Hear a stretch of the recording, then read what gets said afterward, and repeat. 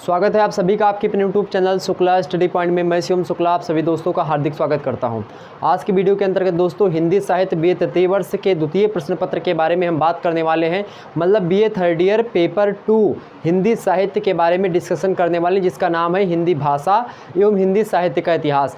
यह जो पेपर है बहुत ही ज़्यादा महत्वपूर्ण है। आप हिंदी साहित्य अगर पढ़ना चाहते हैं तो अगर इस पेपर को आपने पढ़ा तो अच्छे तरीके से आपको सारी चीज़ें समझ में आएंगी।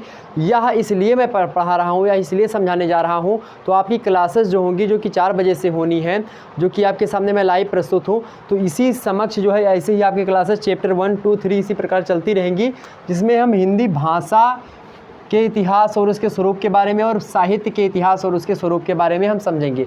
तो हिंदी भाषा एवं हिंदी साहित्य के इतिहास के बारे में हमको जनरली इस पेपर के बारे में जानना है। और आखिरकार हम देख लेते हैं कि कौन कौन से चीज़ें हमको यहाँ पर पढ़नी पड़ेगी, मतलब क्या क्या आपके सिलेबस में संकलित है। सिलेबस को हमने इस प्रकार से आपके सामने कैटेगराइज किया है। अभी एक एक चीज़ों को समझाने का प्रयास करता हूँ। उससे पहले आप सभी लोगों से यही रिक्वेस्ट रहेगी, जितने भी लोग हमको देख रहे हैं फटाफट से एक बार वीडियो को लाइक कर दीजिएगा। सभी दोस्तों तक अपने दोस्तों तक इस वीडियो को पहुंचाने का प्रयास करें, सभी के पास शेयर करें, लाइक, और चैनल पर नए तो सब्सक्राइब जरूर करिएगा। बीए तृतीय वर्ष संबंधित बात होने वाली है। हिंदी साहित्य के बारे में चर्चा करेंगे। हिंदी साहित्य को अंग्रेजी में हिंदी लिटरेचर कहते हैं। बीए तृतीय वर्ष को बीए थर्ड ईयर द्वितीय प्रश्न पत्र को पेपर 2 हिंदी भाषा एवं साहित्य के इतिहास के बारे में बात की जाए तो हिंदी जो है लैंग्वेज एंड जो है साहित्य को साहित्य ही अंग्रेजी में बोल जाता है, फिर लिटरेचर कहा जाता है। और उसका इतिहास यानी कि history of literature of Hindi या फिर हिंदी लिटरेचर का ऑफ इतिहास या हिस्ट्री ऑफ जो है हिंदी लिटरेचर, या फिर आप बोल सकते हैं कि लैंग्वेज जो है उसका यानी कि लैंग्वेज का इतिहास, यानी कि हिंदी लैंग्वेज का जो है इतिहास, यानी history of Hindi language. Okay, तो इसको हम चर्चा करेंगे। नवीनतम पाठ्यक्रम होगा आपका। नवीनतम पाठ्यक्रम के तहत सारी बातें होंगी 2022-23 के अकॉर्डिंग मेरे भाई। और ध्यान रखेंगे आप में जो भी चीज़ इसमें जो बताऊंगा उसको आपको समझाने का भी प्रयास करूंगा लाइव क्लासेस के माध्यम से, तो सभी को जोड़ लीजिएगा। हम चलिए चर्चा करते हैं। सबसे पहले आपको बता दूं कि जब भी आप पेपर पढ़ने जाते हैं, मतलब कि पेपर जब भी आप हिंदी साहित्य में पढ़ते हो, तो यह खंड जो है 2 खंडों में आपका मुख्य रूप से 2 खंडों में बटा हुआ है। एक तो जैसा कि यहाँ नाम से ही पता चल रहा है कि सबसे पहले हम हिंदी भाषा के इतिहास, मतलब हिंदी भाषा के इतिहास के बारे में पता करेंगे कि आखिरकार हिंदी भाषा कैसे बनी है। जैसे कि आप देखेंगे भाषा से मुख्या मधुरा दिव्या गीर्वाण भारती तस्या ही मधुरम काव्यम तस्मादेपि सुभाषितम। मतलब कि जो संस्कृत भाषा रही है उसमें जो काव्य हैं, उसके जो छंद हैं वो सब बहुत ही मधुर हैं। देववाणी कही जाती है, उसी से निकली पाली, पाली से निकली प्रकृत, प्रकृत से निकली आपकी अपभ्रंश, अपभ्रंश से निकली औहट्य, औहट से निकली आपकी हिंदी। मतलब इन सभी के भाषाओं से थोड़ा थोड़ा निकलते हुए हिंदी आपके सामने एक प्रकार से एक प्रक्रिया के तदुपरांत निकली है। और हिंदी भाषा कोई एक प्रकार से हिंदी डायरेक्ट नहीं निकली है। हिंदी भाषा विभिन्न बोलियों के समूह के माध्यम से निकली है। बहुत सारी बोलियां धीरे धीरे निकलती गई। उन बोलियों के व्यवस्थित क्रम को, समूह को हम हिंदी भाषा के नाम से और जानते हैं और पढ़ते हैं। तो इसी विकास क्रम के विकास काल की यात्रा को पढ़ना है। आखिरकार प्राकृत भाषा क्या थी, संस्कृत क्या थी, उसमें वैदिक संस्कृत क्या थी, लौकिक संस्कृत क्या थी। प्राकृत में देखेंगे सौरसेनी प्राकृत, कुछ सौरसेनी अपभ्रंश, तमाम प्रकार की चीज़ें हम बोलिया भाषाओं को आपको समझाने का प्रयास करूँगा। आखिरकार आदिकाल में भाषा का स्वरूप कैसा था, मध्यकाल में भाषा का स्वरूप कैसा था, आधुनिक काल में भाषा का स्वरूप कैसा हो गया है, इन समस्त मुद्दों पर देखने का प्रयास करेंगे। यहाँ पर एक तो जो है आपका खंड ये हो गया हिंदी भाषा के बारे में हम चर्चा करेंगे। दूसरा क्या, साहित्य। साहित्य जैसा कि आप बचपन से पढ़ते आ रहे हैं, कबीरदास, तुलसीदास, जायसी, और उसके बाद में आपने बिहारी, घनानंद, बोधा, आलम, तमाम लोगों को पढ़ा होगा। आप आधुनिक काल में प्रवेश करते हैं तो आप आधुनिक काल में भारतेंदु हरिश्चंद्र, पंडित प्रताप नारायण मिश्र, बद्री नारायण प्रेमघन, आप इसी प्रकार से आप तमाम सारे जयशंकर प्रसाद पंत निराला, सुमित्रानंद पंत, सूर्यकांत त्रिपाठी निराला, महादेवी वर्मा, मैथिली शरण गुप्ता जी, और इसके बारे में और तमाम सारे जैसे कि जो विद्वान रहे हैं, जो लेखक रहे हैं, हजारी प्रसाद द्विवेदी, महावीर प्रसाद द्विवेदी, आचार्य रामचंद्र शुक्ला जी, और आचार्य नंद दुलारे वाजपेयी जी, डॉक्टर नगेंद्र, इसी प्रकार से नंद दुलारे वाजपेयी, तमाम सारे लोग ऐसे रहे हैं जिनके बारे में हमको पढ़ना है। और दिनकर जी के बारे में हमको पढ़ना, प्रगतिवाद, या फिर आप आगे पढ़ेंगे प्रयोगवाद। तो ये सारे के सारे जो चीज़ें आपके सामने जो है आती रही हैं, तो उनको हम देखने का यहाँ पर प्रयास करेंगे साहित्य में। तो साहित्य और भाषा दोनों एक प्रकार से अलग अलग चीज़ें हैं और दोनों को हम समझने का प्रयास करेंगे, लेकिन दोनों का एक प्रकार से कहीं ना कहीं पे समन्वयात्मक रूप से मिश्रित है। यहाँ पर देखेंगे सबसे पहले का का पोजीशन में यहाँ पर देखिएगा हिंदी भाषा का स्वरूप विकास हम देखेंगे। सबसे पहले हिंदी भाषा का स्वरूप कैसा उसको जानेंगे और हिंदी भाषा के स्वरूप को समझने के बाद में हम उसके विकास यात्रा पर भी नज़र डालेंगे। तो इसको आपके अपने हिसाब से मैं लाइव क्लासेस के माध्यम से आपको देने का प्रयास करूँगा। यहाँ पर देखिएगा हिंदी की उत्पत्ति कैसे होती है, हिंदी की उत्पत्ति संबंधित क्या क्या चीज़ें हुई इसके बारे में हम चर्चा करेंगे पहले। उसके बाद में हिंदी की जो मूल आकार भाषाएं हैं उसके बारे में हम देखने का प्रयास करेंगे कि हिंदी की जो मूल आकार भाषाएं हैं, मूल आकार मतलब कि हिंदी किस प्रकार से जन्मी है, उसका मूल भाग क्या, जैसे कि संस्कृत, पाली, प्राकृत, अपभ्रंश, वट जो हैं इनके बारे में हम चर्चा करेंगे। उसके बाद में हम आगे थोड़ा बढ़ेंगे। यहाँ पर देखेंगे विभिन्न भाषाओं का इतिहास, विभिन्न भाषाओं के इतिहास जैसे कि प्राकृत का इतिहास, अपभ्रंश, संस्कृत के बारे में हम तो इन भाषाओं के इतिहास के बारे में हम चर्चा करने का यहाँ पर प्रयास करेंगे। उसके बाद में इसी का यानी हिंदी भाषा के स्वरूप और विकास के अंतर्गत ही हम एक नेक्स्ट पॉइंट देखेंगे, हिंदी भाषा के विविध रूप।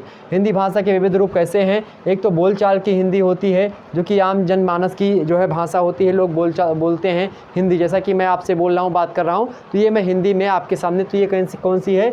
बोलचाल की हिंदी है, बोलचाल की भाषा है। दूसरी होती है रचनात्मक भाषा। रचनात्मक भाषा वो होती है जिसमें जो साहित्यकार होते हैं, साहित्य वगैरह का सृजन करते हैं, वो आपकी कौन सी भाषा होती है?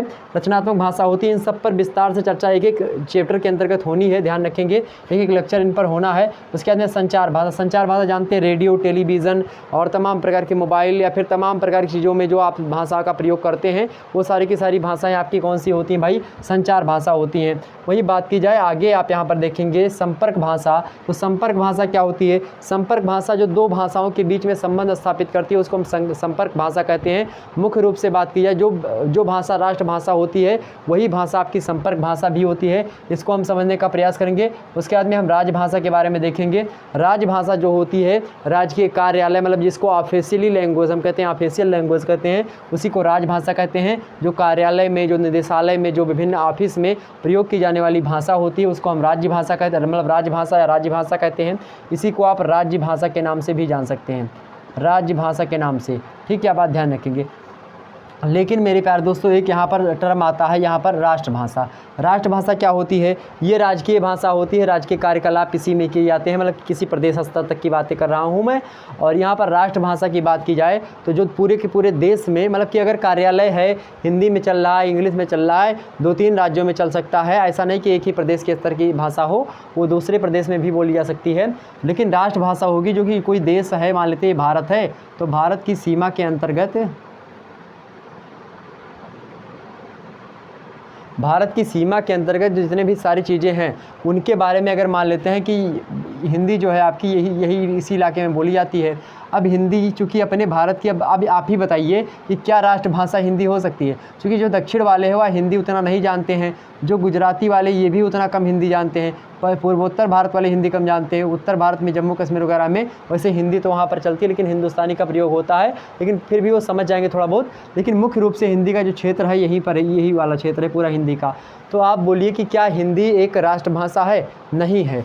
हिंदी को राष्ट्रभाषा के दर्जा के देने के लिए बहुत सारे लोगों ने कहा, लेकिन इस बात को नकार दिया गया। हिंदी को राष्ट्रभाषा का दर्जा अभी नहीं प्राप्त है। संविधान की बात की जाए तो भारतीय संविधान की बात की जाए, भारतीय संविधान में बात की जाए मेरे भाई, तो 343 जो है वह कहता है कि भारत की जो है राजभाषा हिंदी होगी और लिपि जो होगी वह देवनागरी लिपि होगी। 343 कहता है। भारतीय भाषाओं की बात की तो 343 से 351 के का तक जो है भारतीय भाषाओं के बारे में भारतीय संविधान में उल्लेख मिलता है।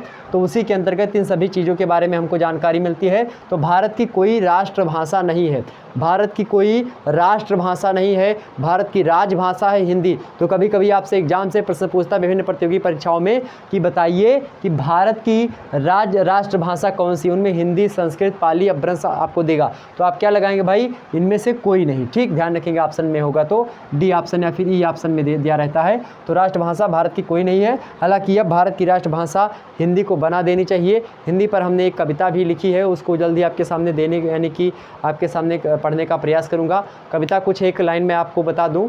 हमने लिखा है कि जो है बहुत हो गई गज़ल लुबाइयाँ, क्या बहुत हो गई गज़ल लुबाइयाँ, हिंदी वाले वेट कर रहे हैं कि जिनको करना था मतलब कि हिंदी में, जिनको करना था हिंदी में वो रोमन में चैट कर रहे हैं। इसी प्रकार से हमने बताई संसद के ऊपर भी व्यंग प्रस्तुत किया है, उस कविता में आपको बताऊंगा। क्या हमने कहा था कि बहुत हो गई गज़ल लुबाइयाँ, हिंदी वाले बेट कर रहे हैं, जिनको करना था हिंदी में वो रोमन में चैट कर रहे हैं। ये हमने जो है ऊपर की पंक्ति है जो कि हमने आपको बता दी। अब नेक्स्ट पंक्तियाँ जो है किसी दिन एक वीडियो में सेपरेट आपको बताने का प्रयास करूँगा। ये कविता मैंने स्वयं लिखी है और एक प्रकार से ये चैप्टर में पढ़ रहा था, तभी मेरे मन में ख्याल आया कि नहीं, इस पर एक कविता लिखनी चाहिए, तो इस पर हमने एक कविता लिखी है। इस पर हमने भी व्यंग प्रस्तुत किया। राष्ट्रभाषा, चूँकि भारत जैसे कंट्री की राष्ट्रभाषा नहीं, जबकि अधिकाधिक गुजरात, जम्मू कश्मीर, इधर यहाँ तक हिंदी भाषा, अधिकतर सभी लोग हिंदी जानना प्रारंभ हो गए हैं। हिंदी अब विभिन्न संचार के माध्यमों से, तमाम प्रकार के संचार के साधन हैं, उनके माध्यम से हिंदी का विकास हुआ, प्रसार हुआ, प्रचार हुआ। आज हिंदी वैज्ञानिकता में भी एक प्रकार से हिंदी का मानकीकरण रूप आप देख सकते हैं हर एक क्षेत्र में। तो कहीं ना कहीं पे हिंदी अच्छे खासे लेवल पर आ चुकी है। इंग्लिश भाषा को समाप्त करना चाहिए भारत से, हिंदी को आगे बढ़ाना चाहिए।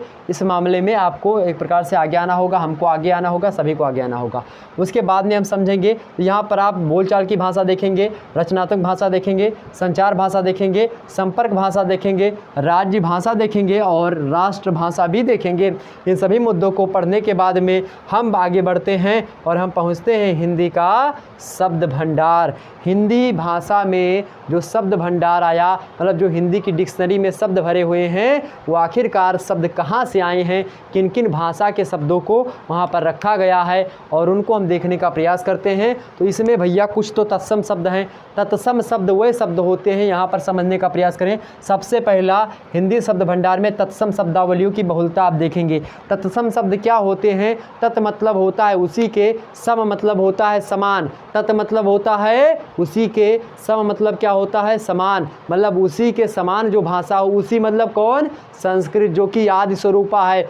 विश्व की सबसे प्राचीन भाषा संस्कृत भाषा आदि भाषा कही जाती है, जननी है सभी भाषाओं की। कहा जाता है कि भाषासु मुख्या मधुरा दिव्या गीर्वाण भारती तस्या ही मधुरम काव्यम तस्मादयपि सुभाषितम। मेरे प्यारे दोस्तों, हिंदी की बात की जाए तो हिंदी कहीं ना कहीं पे संस्कृत से निकली है, संस्कृत भाषा से। तो कहीं ना कहीं पे जो तत्सम शब्द यानी कि संस्कृत के समान जो शब्द हिंदी में, यानी कि संस्कृत में जो शब्द हैं वही हिंदी में, जैसे कि बात की जाए अग्नि। अग्नि क्या है? अग्नि जो है संस्कृत का शब्द है, लेकिन हिंदी में प्रयोग किया जाता है। बात की जाए मेरे प्यारे दोस्त चक्षु, चक्षु संस्कृत का शब्द है। संस्कृत, हमने अंग्रेजी बोल दिया क्या? ये संस्कृत का शब्द चक्षु है। चक्षु हिंदी में भी चक्षु हम प्रयोग करते हैं। ठीक इसी प्रकार से तमाम सारे ऐसे तत्सम शब्द हैं जो कि संस्कृत के हैं, लेकिन उनको हम हिंदी में प्रयोग करते हैं। तो ऐसे शब्द जो कि संस्कृत के शब्द हैं, मूल रूप से संस्कृत के शब्द हैं, लेकिन उनको हम एज अ हिंदी उपयोग करते हैं, हिंदी में प्रयोग करते हैं, हिंदी भाषा में उपयोग करते हैं। उस भाषा को हम तत्सम भाषा या तत्सम शब्द कहते हैं। तो कुछ तो ऐसे शब्द हैं हिंदी भाषा में, हिंदी शब्द भंडार की दृष्टि से देखा जाए, जो कि तत्सम शब्द हैं।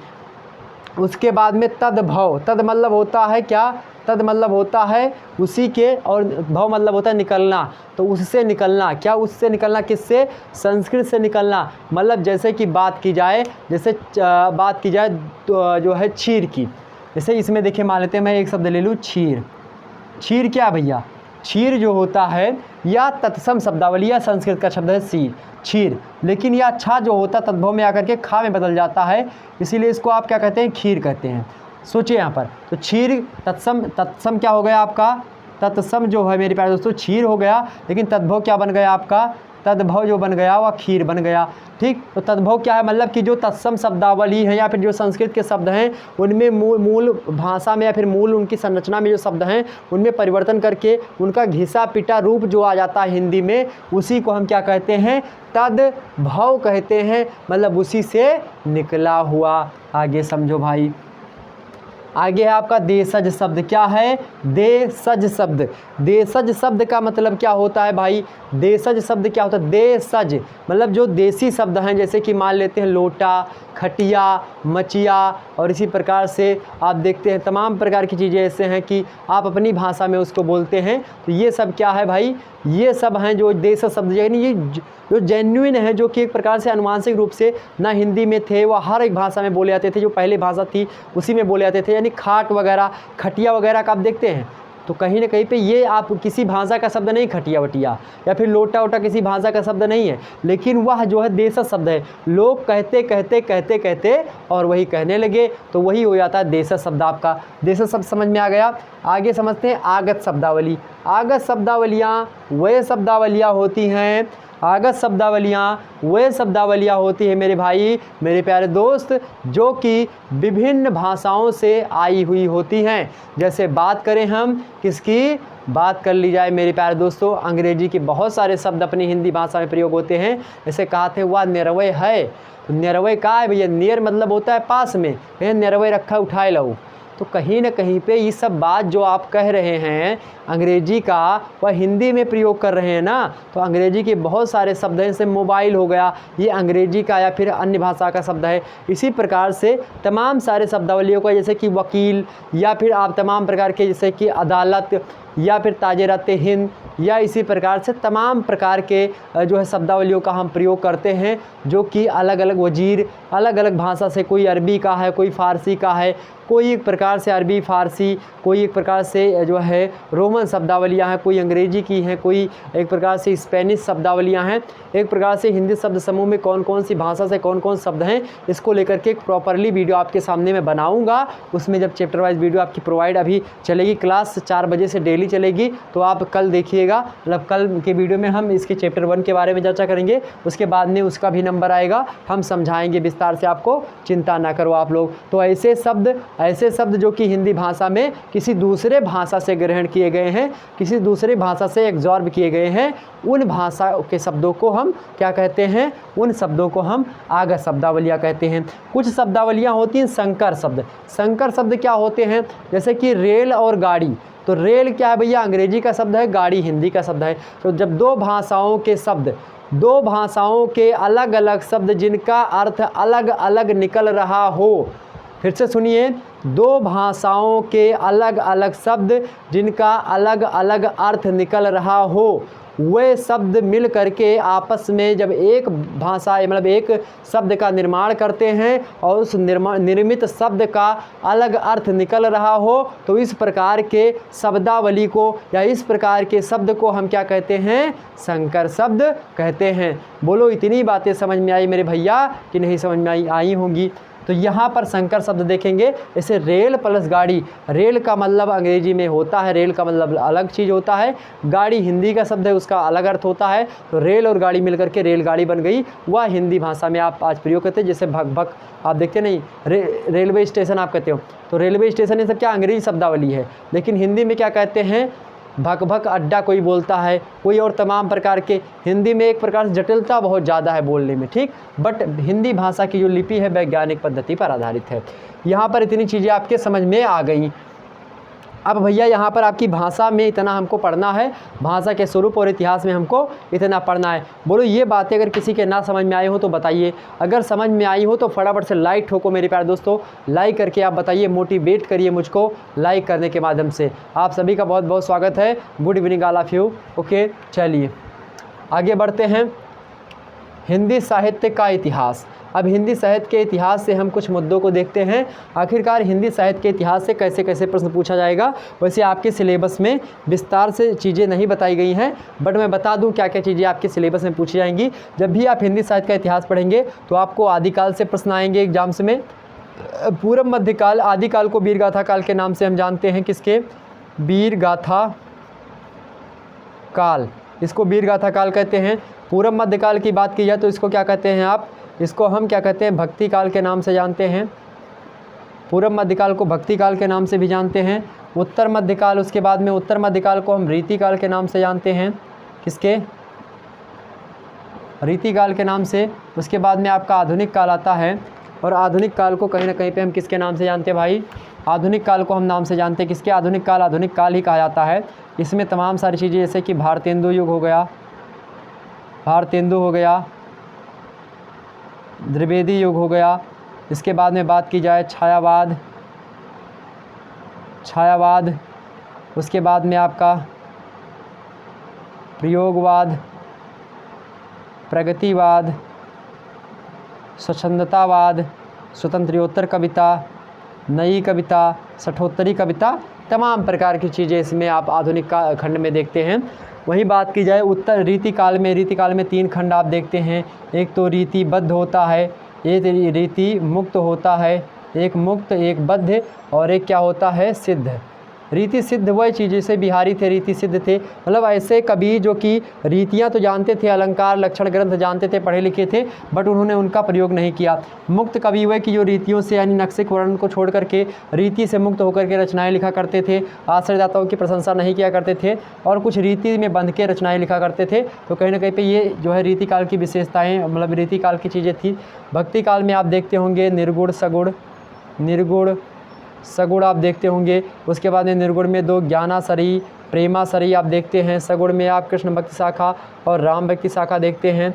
वीर गाथा काल में आप नाथ साहित्य, सिद्ध साहित्य, रासो काव्य, तमाम प्रकार की चीज़ें आप देखते हुए आगे बढ़ते हैं। तो कहीं ना कहीं पे मेरे भाई, कहीं ना कहीं पे आपको इन सभी चीज़ों को पढ़ना होता है। बस डीपली नहीं पढ़ना है, विस्तार से नहीं पढ़ना है, कवियों के बारे में नहीं पढ़ना है, ना रचनाओं के बारे में पढ़ना है। बस हमको किसके बारे में पढ़ना है, आदिकाल, पूर्व मध्यकाल, उत्तर मध्यकाल और आधुनिक काल, इन सभी कालों के राजनीतिक, सामाजिक, सांस्कृतिक और साहित्यिक, राजनीतिक, सामाजिक, सांस्कृतिक, साहित्यिक, इन सभी जो है चीज़ों को समझ लेना है, इन सभी कारणों को समझ लेना, किस प्रकार से आखिरकार आदिकाल का उदय क्यों हुआ, तो पूर्व मध्यकाल का उदय क्यों हुआ, उस समय की राजनीतिक स्थितियाँ, सामाजिक स्थिति कैसी थी, सांस्कृतिक स्थिति कैसी थी, साहित्यिक स्थिति कैसी थी, इन स्थितियों को हमको देखना है। इसी के साथ साथ हमको क्या देखना है, इनमें जो ऐसे मान लेते हैं वीर गाथा काल के 12 कवि हैं जो कि बहुत ही ज़्यादा महत्वपूर्ण है, रामचंद्र शुक्ला जी ने बताया है, तो उनके बारे में हमको पढ़ना है। और उनकी प्रतिनिधि कविताएं, मतलब ऐसी कविताएं जो कि उन कवि का प्रतिनिधित्व करती हुई हिंदी साहित्य जगत में, उनको हमको पढ़ना है, ना कि सभी को पढ़ना है। तो यहाँ पर हम बताएंगे कौन कौन से प्रतिनिधि कवि हैं, उनके बारे में हम चर्चा करेंगे। वैसे ही पूर्व मध्यकाल भक्ति काल में आप तो कबीर जायसी और उसके बाद में सूरदास तुलसीदास, इनको छोड़ ही नहीं सकते। रीतिकाल में आप बिहारी घरन बोधा, मतलब बोधा को हो सकता है छोड़ दीजिए, विद्यापति वगैरह हो गए, उनको भी उतना खास करके नहीं ले आता, लेकिन बिहारी, घनानंद, रहीम, केशव, इन सभी को ज़रूर शामिल किया जाता है, तो उनको हम देखेंगे। उसके बाद में उत्तर आप जो है आधुनिक काल में आप छायावाद तो छोड़ ही नहीं सकते, भारतेंदु, इसी प्रकार से जो उस काल के यानी आधुनिक काल के जो आधुनिक काल में भारतेंदु, द्विवेदी, छायावाद, प्रयोग, प्रगति, इन सभी के कौन कौन से कवि हैं, उनकी कौन कौन सी रचनाएं फेमस, तो एक एक 2 रचनाओं के बारे में हमको जानते हुए उन कवियों की प्रवृत्तियों के बारे में जानना है। साहित्यिक विशेषताओं को देखना है कि आखिरकार आदिकाल की साहित्यिक विशेषताएँ क्या थी। आखिरकार आदिकाल को वीरगाथा काल अगर कहा गया तो क्यों कहा गया, क्योंकि इसमें वीरतापूर्वक रचनाएँ होती थी, ऐतिहासिकता का अभाव मिलता है, कल्पना शक्ति की बाहुलता मिलती है, राजा मतलब आश्रयदाताओं की प्रशंसा होती है, यक्का मारे दुई गिर जावे, तीसरा खौफ खाए मर जाए, और धय दो डोला समर खेत में जय जीते ते ले उठाए, जाकर बिटिया सुंदर देखें जबरन ब्याह दे करवाए।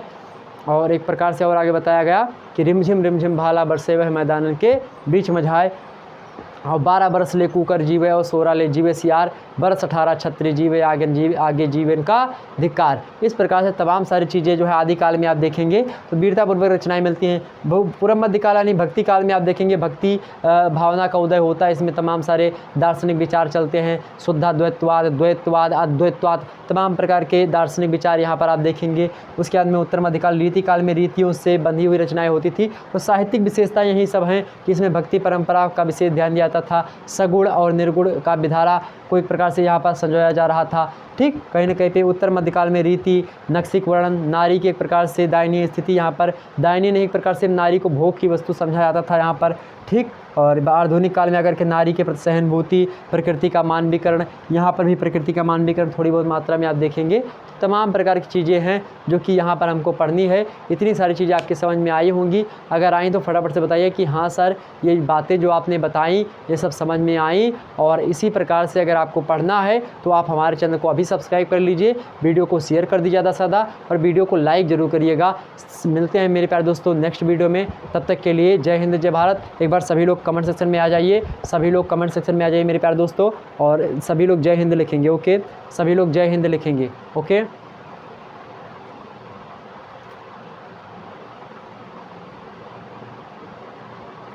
थंबनेल बनाने के लिए मैं खड़ा हो गया था। ठीक, ध्यान रखेंगे। चलिए, सभी लोगों का बहुत बहुत धन्यवाद भाई, फिर सभी लोगों का बहुत बहुत धन्यवाद। चलिए,